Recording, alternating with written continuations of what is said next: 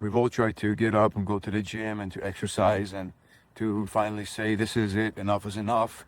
I want to become a better version of myself, and I want to become strong, and I want to become healthy, right? But then something happens and we claim that we don't have the motivation to follow through, right? So either life happens, you have a baby, you change jobs, whatever it is, different things happen.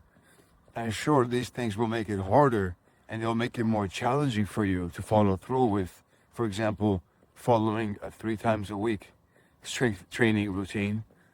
But it doesn't mean that it's impossible. And it doesn't mean that, you have to motivate yourself or you have to hype yourself up every single time you want to go to the gym. That's the whole problem. It's the mentality. What you got to do first, you have to identify the problem. There has to be a desire and a need for change. You have to first look in the mirror, or you have to go on the scale, and you have to identify that, wow, I'm not where I want to be. Once you have this problem identified in your mind, and you realize that this is not the person that you want to be, this weight, this body composition, this lifestyle, whatever it may be, the next step is to come up with a plan, right? And depending on whatever level you're at and what you're trying to accomplish and achieve, the plan is going to be different for every single person. This time around, it's been almost 1 year. Yeah, we're coming up on 1 year that I started my journey, okay?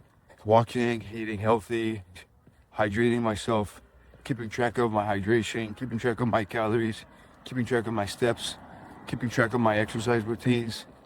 And now, honestly, I work out every single day except for Sundays with the family. I leave one day for rest, but I never miss a day. I never miss a day at the gym. Why? Because I have said this is who I am, and I've packed it into my identity as a person who goes to the gym, as a person who values fitness. I will not compromise my morning walks. I will not compromise my strength training sessions because I know what will happen. It will start a habit and it will start a new trend, and before you know it, I'll be back into this loop that almost everybody experiences at one point or another when they're trying to either start a good habit or leave a bad habit. You have to put in the work, you have to follow through. So what are you supposed to do? That is the question. I think, number one, first, you have to write down on a piece of paper or a notepad on your phone what your goal is. What are you trying to accomplish or achieve? And then you have to envision how their quality of life is now different. You have to create the systems in place to make it as easy as possible. You have to get your gym bag ready, and you have to put it by your bed, or you have to put it in the morning by the door before you're gonna walk out.